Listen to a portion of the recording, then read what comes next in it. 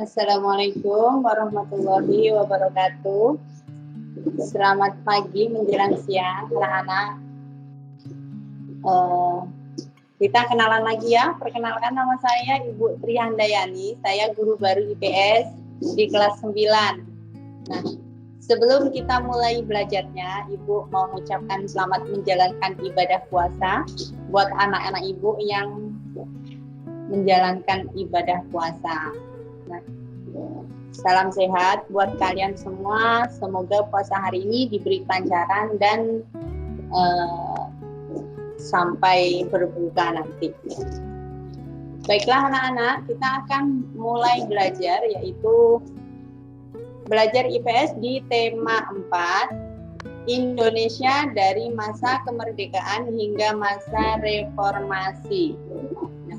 Yang akan kita pelajari hari ini adalah subtema D, yaitu masa Orde Baru 1966 sampai 1998. Nah, di subtema D ini kompetensi dasarnya adalah 3.4 menganalisis kronologi perubahan dan kesinambungan ruang geografis, politik, ekonomi, pendidikan, sosial, budaya dari awal kemerdekaan sampai awal reformasi. Dan tujuan pembelajarannya adalah 1. Siswa dapat menjelaskan perkembangan politik Orde Baru dengan benar. Yang kedua, siswa dapat menjelaskan perkembangan ekonomi Orde Baru dengan benar.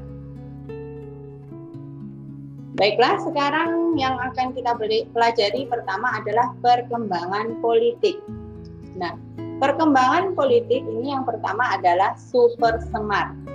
Jadi, guna memulihkan keamanan negara pada tanggal 11 Maret 1966, Presiden Soekarno mengeluarkan surat perintah kepada Lejen Soeharto untuk mengambil segala tindakan yang dianggap perlu dalam rangka memulihkan keadaan dan kewajiban pemerintah.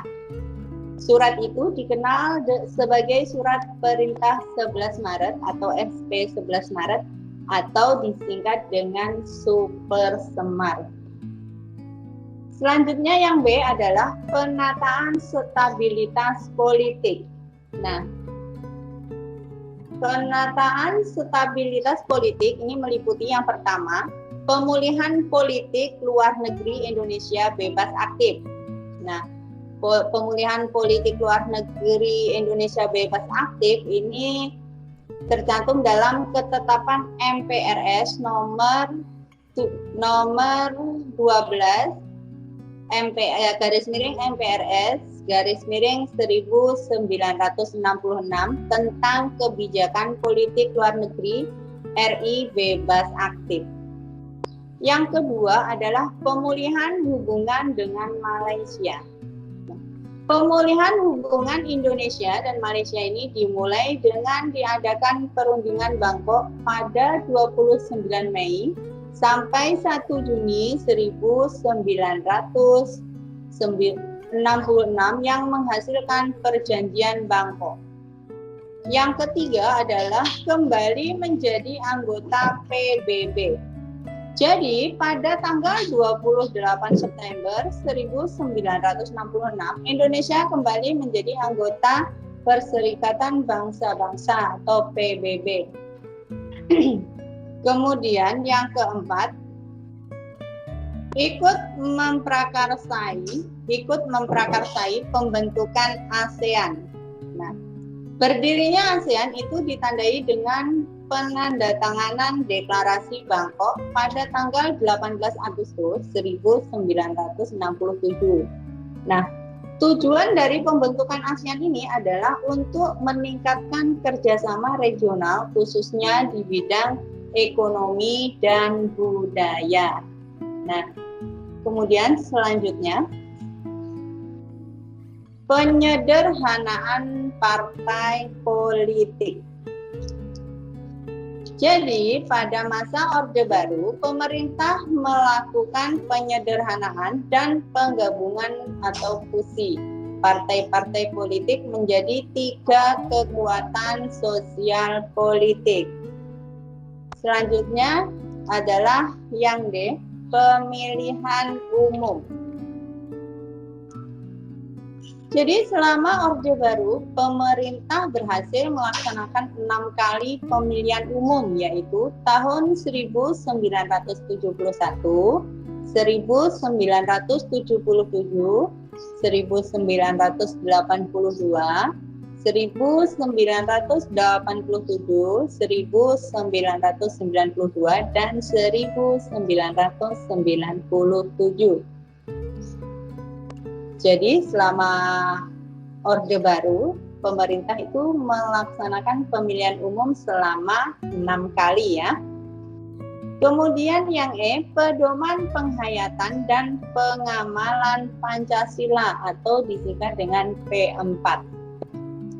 Pada tanggal 12 April 1976, Presiden Soeharto mengemukakan gagasan mengenai pedoman untuk menghayati dan mengamalkan Pancasila yang terkenal dengan nama Eka Prasetya Pancakarya untuk mendukung pelaksanaan Pancasila dan Undang-Undang Dasar 1945 secara murni dan konsekuen.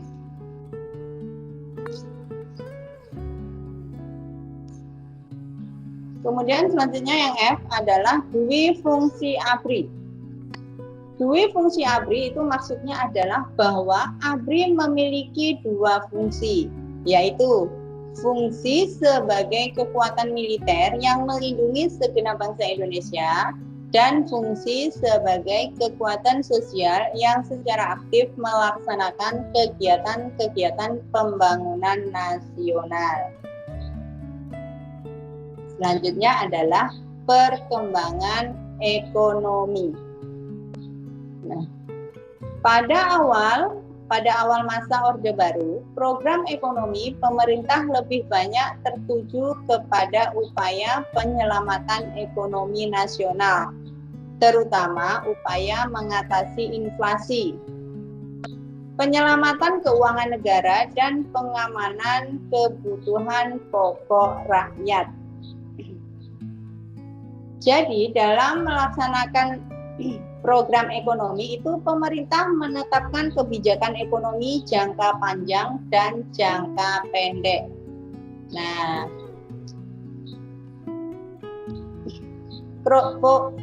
program tersebut itu dapat terlaksana dan berhasil menjadikan ekonomi Indonesia berkembang pesat. Sekarang perhatikan yang A, program jangka pendek.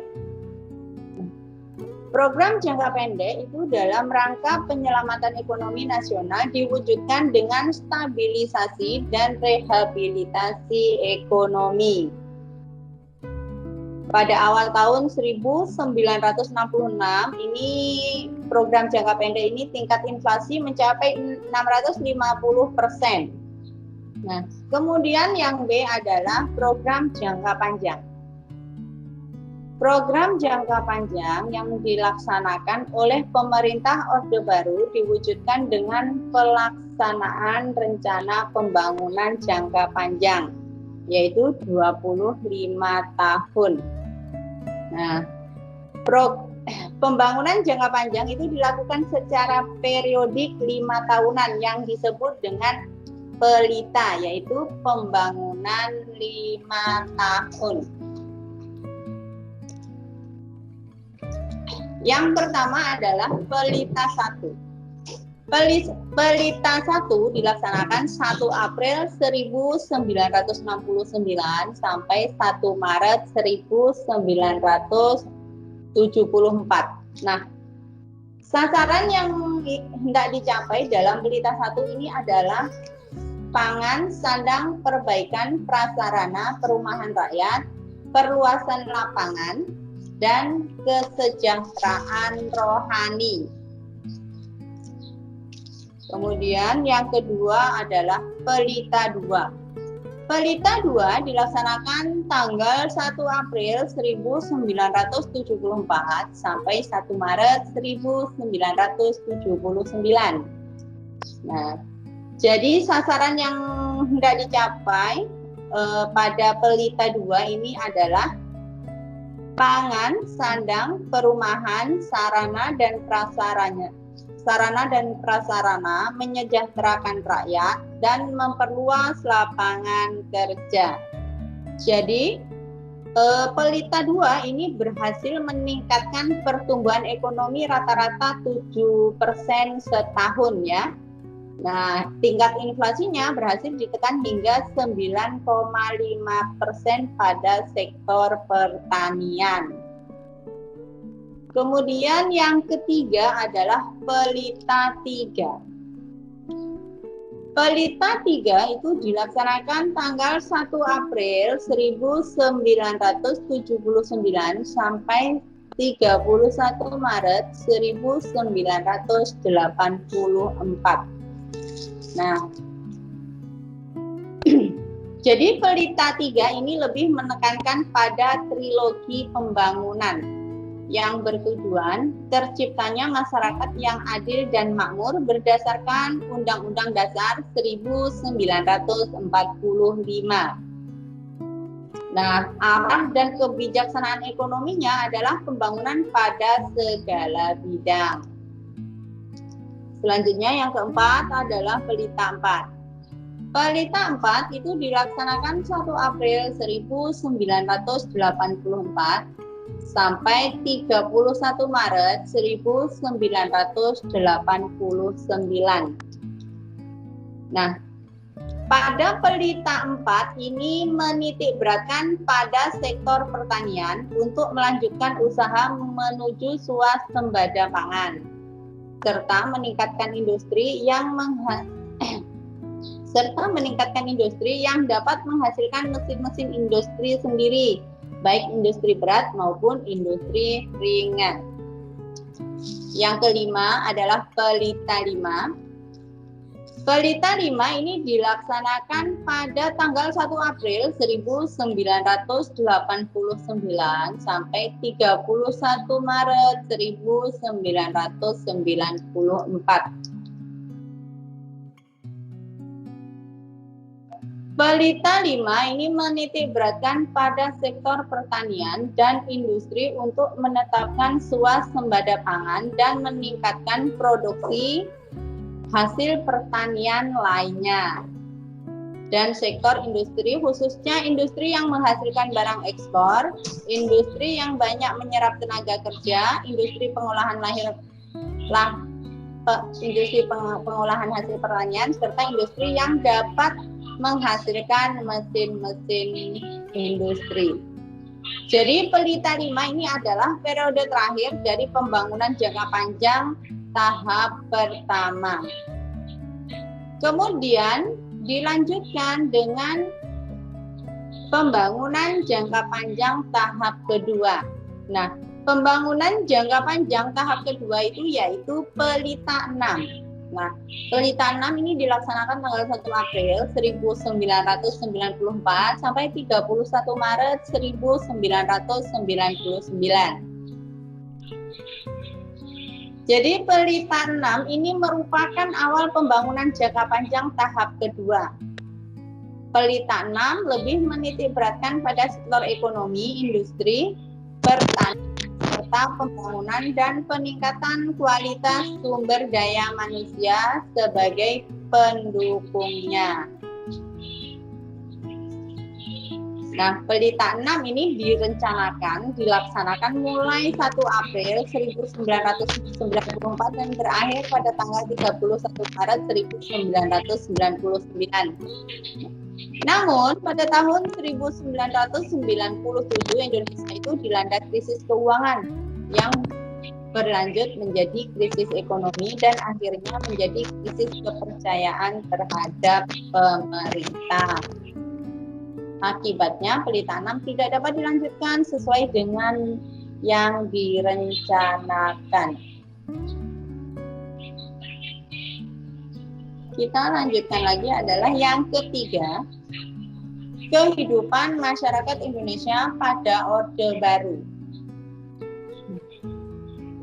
Kehidupan masyarakat Indonesia pada Orde Baru Itu yang pertama adalah transmigrasi. Transmigrasi ini adalah program-program untuk perbaikan kesejahteraan rakyat yang dilakukan pada masa Orde Baru. Itu adalah yang pertama, transmigrasi. Transmigrasi adalah suatu program yang dibuat oleh pemerintah Indonesia untuk memindahkan penduduk dari suatu daerah yang padat penduduk ke daerah lain di dalam wilayah Negara Kesatuan Republik Indonesia. Jadi pemindahan penduduk tersebut itu dilaksanakan untuk meratakan persebaran penduduk yang ada di Indonesia sejak zaman dahulu ya. Nah, yang pertama adalah banyak terkonsentrasi itu di Pulau Jawa. Selanjutnya yang kedua adalah keluarga berencana. Keluarga berencana merupakan program pemerintah yang dirancang untuk menyeimbangkan antara kebutuhan dan jumlah penduduk. Nah, jadi keluarga berencana ini dilaksanakan untuk pengendalian pertumbuhan penduduk. Nah, pengendalian penduduk itu dimaksudkan untuk meningkatkan kualitas rakyat Indonesia dan meningkatkan kesejahteraan rakyat Indonesia melalui KB pertumbuhan penduduk di Indonesia berhasil ditekan. Nah, pada tahun 1967 pertumbuhan penduduk Indonesia itu mencapai 2,6%. Dan pada tahun 1996 telah menurun drastis menjadi 1,6%. Selanjutnya yang ketiga adalah puskesmas dan posyandu. Pusat Kesehatan Masyarakat atau puskesmas dan pos pelayanan terpadu atau posyandu merupakan dua fasilitas kesehatan yang didirikan oleh pemerintah untuk meningkatkan pelayanan kesehatan masyarakat. Nah, jadi puskesmas itu dibangun mulai sejak ditetapkan konsep puskesmas dalam rangka kerja kesehatan nasional pada tahun 1968. Nah, pelayanan kesehatan yang diberikan di puskesmas itu adalah pelayanan kesehatan menyeluruh atau komprehensif yang meliputi pelayanan pengobatan, upaya pencegahan atau preventif, peningkatan kesehatan atau promotif, dan pemulihan kesehatan. Nah, sedangkan posyandu itu didirikan pada tahun 1984.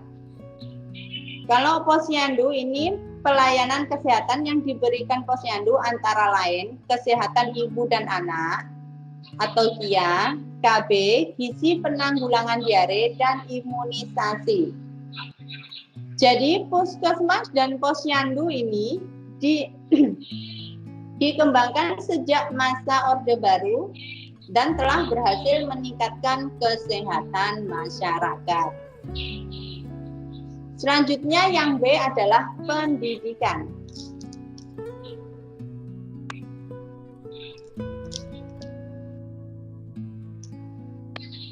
Jadi pokok-pokok penting kebijakan pada bidang pendidikan di masa Orde Baru diantaranya diarahkan untuk menciptakan kesempatan belajar yang lebih luas dan diimbangi dengan peningkatan mutu pendidikan. Nah, jadi pendidikan tinggi diarahkan pada sasaran pembinaan mahasiswa yang mampu menjawab tantangan modernisasi.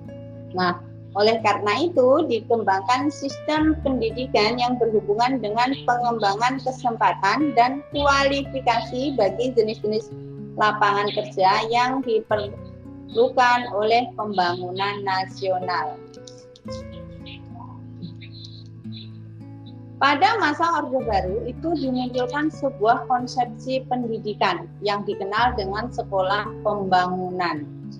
Nah, konsepsi ini diajukan oleh Mas Huri SH selaku Menteri Pendidikan dan Kebudayaan dalam konsepsi sekolah pembangunan para siswa dikenalkan kepada jenis-jenis lapangan serta lingkungan kerja. Hal ini dimaksudkan agar mereka dapat melihat kemungkinan untuk memberikan jasa melalui karyanya. Anak-anak didik tidak hanya diberikan pelajaran teori, tetapi juga diperkenalkan kepada jumlah pekerjaan yang kira-kira dapat mereka lakukan. Nah, dengan cara itu mereka akan dapat menyalurkan bakatnya masing-masing sekaligus dapat menyesuaikan diri dengan lingkungan kerja yang akan mereka hadapi. Selanjutnya adalah yang C, kebudayaan. Jadi pada masa Orde Baru, usaha peningkatan dan pembangunan seni dan budaya itu diarahkan kepada upaya memperkuat kepribadian, kebanggaan, dan kesatuan nasional. Jadi oleh karena itu dilakukan pembinaan dan pembangunan seni secara luas melalui sekolah seni. Ada juga kursus seni, organisasi seni, dan wadah-wadah kegiatan seni lainnya. Selain itu dilakukan pula upaya penyelamatan, pemeliharaan, dan penelitian warisan sejarah budaya nasional. Upaya ini diwujudkan dengan menginventarisasi peninggalan purbakala yang meliputi 1.165 situs purbakala dan rehabilitasi serta perluasan museum.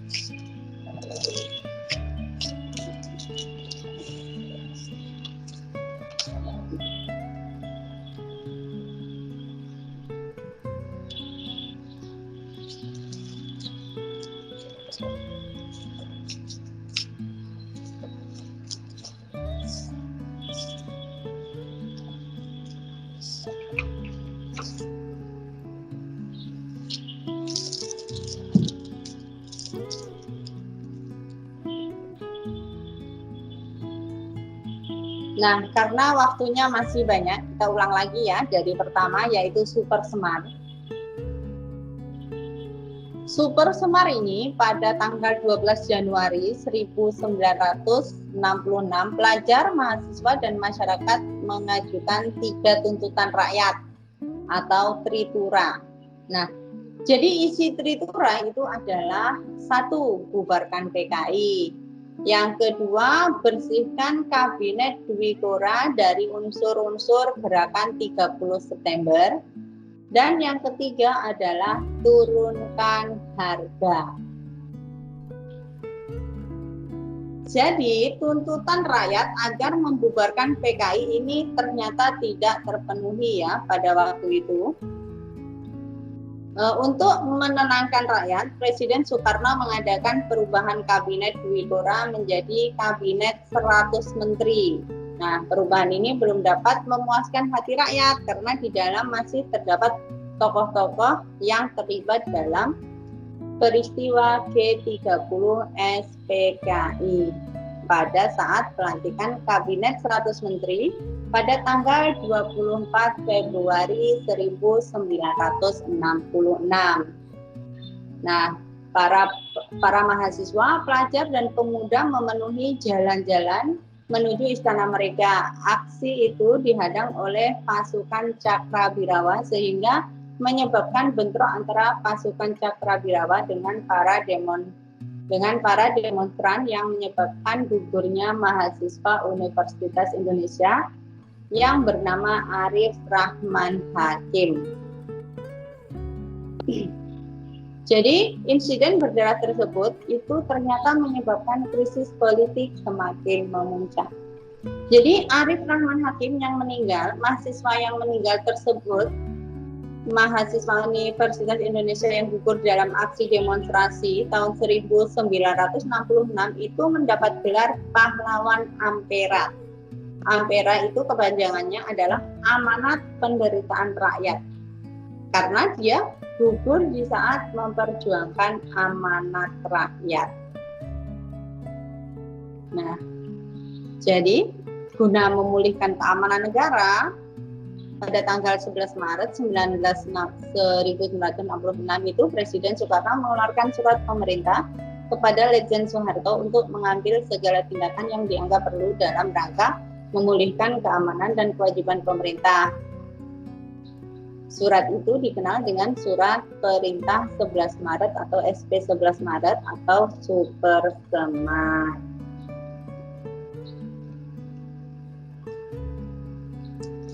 Jadi dalam rangka memulihkan keamanan, ketenangan, dan stabilitas pemerintah, keesokan harinya setelah menerima Superseman, Letjen Soeharto membubarkan dan melarang PKI beserta ormas-ormas yang bernaung atau senada dengannya di seluruh Indonesia terhitung sejak tanggal 12 Maret 1966. Soeharto juga menyerukan kepada pelajar dan mahasiswa untuk kembali ke sekolah. Selanjutnya pada tanggal 18 Maret 1966, Letjen Soeharto menahan 15 orang menteri yang dinilai terlibat dalam G30 SPKI.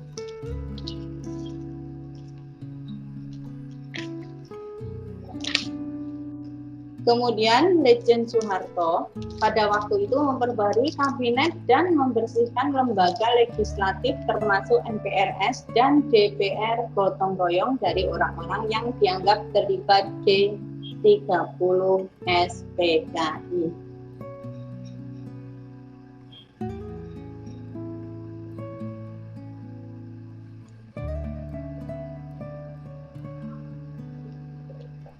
Nah, kemudian kita ulang lagi tentang penataan stabilitas politik. Nah, penataan stabilitas politik ini pada tanggal 12 Maret 1967 ya, sidang istimewa MPRS itu menetapkan Letjen Soeharto sebagai pejabat presiden. Kemudian pada tanggal 27 Maret 1968, MPRS mengukuhkannya sebagai presiden penuh. Dengan dikukuhkan Letjen Soeharto sebagai presiden, Indonesia memasuki masa kepemimpinan yang baru, yaitu masa Orde Baru. Setelah memperoleh kekuasaan sepenuhnya, pemerintah Orde Baru melaksanakan penataan stabilitas politik. Nah, jadi ini langkah-langkah penataan stabilitas politik itu yang pertama pemulihan politik luar negeri, Indonesia bebas aktif. Yang kedua pemulihan hubungan dengan Malaysia, yang ketiga kembali menjadi anggota PBB, yang keempat adalah ikut memprakarsai pembentukan ASEAN.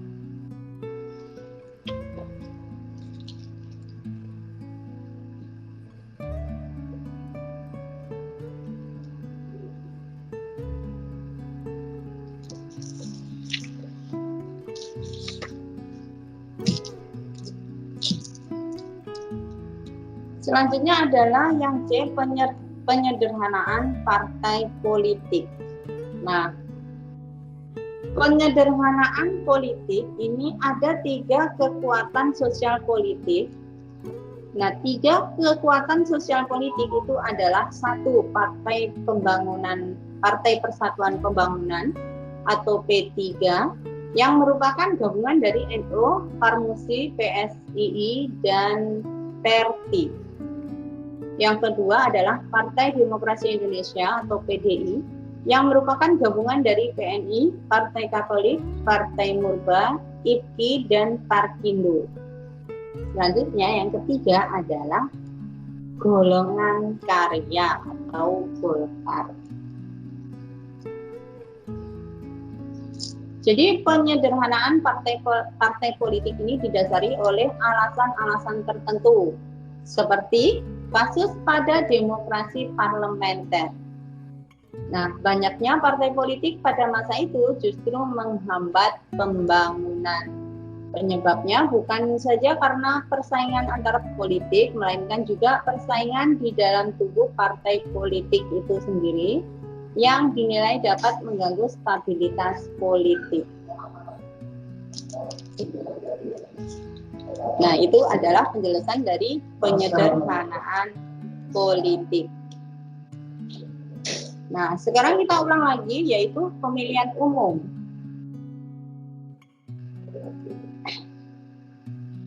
Jadi pemilihan umum selama masa Orde Baru ini, pemerintah berhasil melaksanakan 6 kali pemilihan umum, yaitu tahun 1971, 1977, 1982, 1987, 1997, 1992, dan 1997. Nah, jadi dalam setiap pemilu yang diselenggarakan selama masa pemerintah Orde Baru, Golkar selalu memperoleh mayoritas suara dan memenangkan pemilu. Hal itu disebabkan oleh pergerakan kekuatan-kekuatan penyokong Orde Baru untuk mendukung Golkar. Nah, kekuatan-kekuatan penyokong Golkar itu adalah aparat pemerintah. Nah, aparat pemerintah itu seperti pegawai negeri sipil dan Angkatan Bersenjata Republik Indonesia atau ABRI. Jadi dengan dukungan PNS atau pegawai negeri sipil dan ABRI, Golkar dengan leluasa menjangkau masyarakat luas di berbagai tempat dan tingkatan, dari tingkatan masyarakat atas sampai bawah, dari kota sampai pelosok desa. Itu yang menyebabkan Golkar selalu memperoleh suara dan memenangkan pemilu pada masa tersebut. Kemudian selanjutnya kita ulang lagi pedoman penghayatan dan pengamalan Pancasila.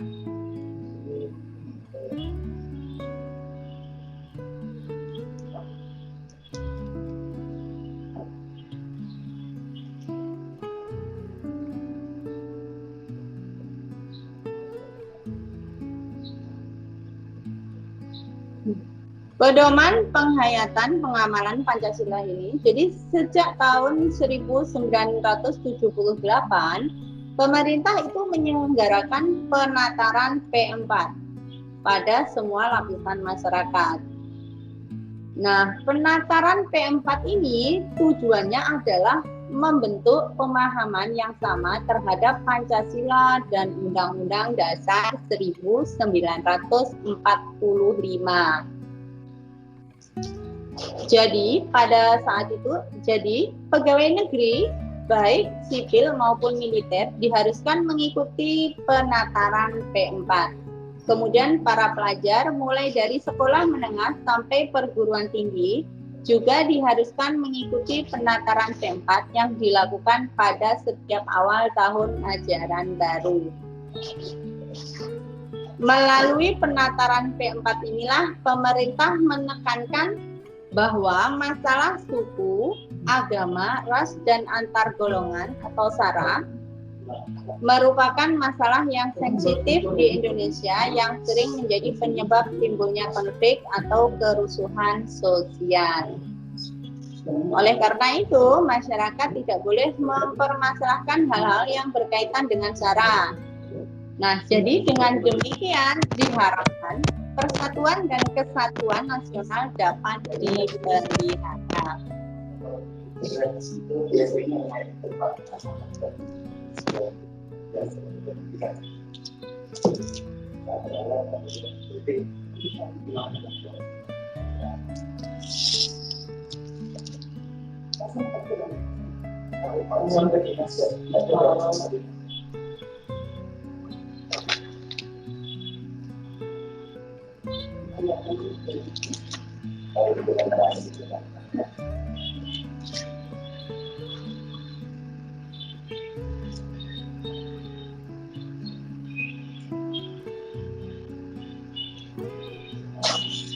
Nah, selanjutnya adalah perkembangan ekonomi. Nah, tadi juga Ibu juga sudah jelaskan kalau perkembangan ekonomi dalam melaksanakan program ekonomi, pemerintah menetapkan kebijakan ekonomi jangka panjang dan jangka pendek. Nah, kalau jangka pendek itu program jangka pendek dalam rangka penyelamatan ekonomi nasional diwujudkan dengan stabilitas dan rehabilitasi ekonomi. Nah, jadi pada awal tahun 1966 tingkat inflasi mencapai 650%. Maka pemerintah tidak dapat melakukan pembangunan dengan segera, tetapi harus melakukan stabilisasi dan rehabilitasi ekonomi terlebih dahulu. Stabilisasi dan rehabilitasi ekonomi yang dilakukan membuahkan hasil yang cukup baik. Nah, tingkat inflasi yang semula mencapai 650% itu berhasil ditekan menjadi 120% pada tahun 1967. Dan pada tahun 1968 itu mencapai 80%. Nah, jadi keadaan ekonomi Indonesia terus membaik hingga pada tahun 1969. Selanjutnya, setelah ekonomi membaik, pemerintah siap melaksanakan program jangka panjang. Nah, jadi program jangka panjang itu seperti yang Ibu jelaskan tadi, program jangka panjang yang dilaksanakan oleh pemerintah Orde Baru itu diwujudkan dengan pelaksanaan rencana pembangunan jangka panjang yaitu 25 tahun. Nah, pembangunan jangka panjang dilakukan secara periodik 5 tahun yang disebut pelita atau pembangunan 5 tahun itu ada pelita 1, pelita 2, pelita 3, pelita 4, dan pelita 5. Nah, selanjutnya adalah setelah tahap pertama yaitu pelita 1, pelita 2, pelita 3, pelita 4 sampai pelita 5 itu berhasil, kemudian dilanjutkan lagi dengan pelita pembangunan jangka panjang yang kedua yaitu pelita 6. Nah, jadi pelita 6 itu adalah awal pembangunan jangka panjang tahap kedua. Pelita 6 ini lebih menitik beratkan pada sektor ekonomi, industri, pertanian, serta pembangunan dan peningkatan kualitas sumber daya manusia sebagai pendukungnya.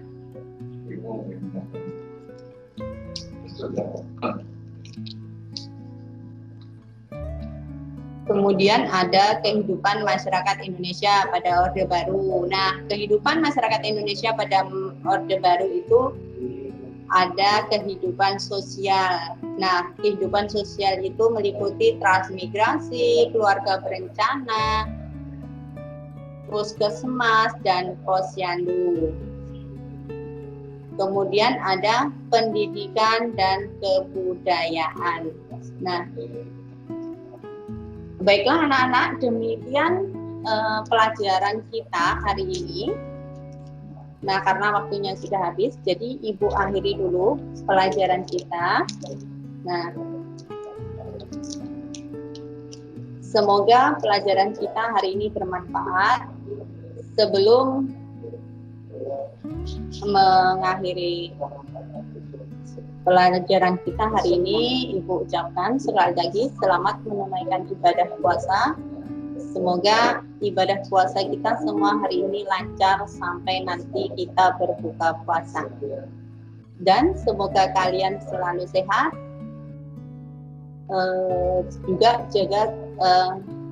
Semoga kalian selalu sehat dalam melaksanakan ibadah puasa tersebut. Nah, demikian pelajaran dari saya. Wassalamualaikum warahmatullahi wabarakatuh.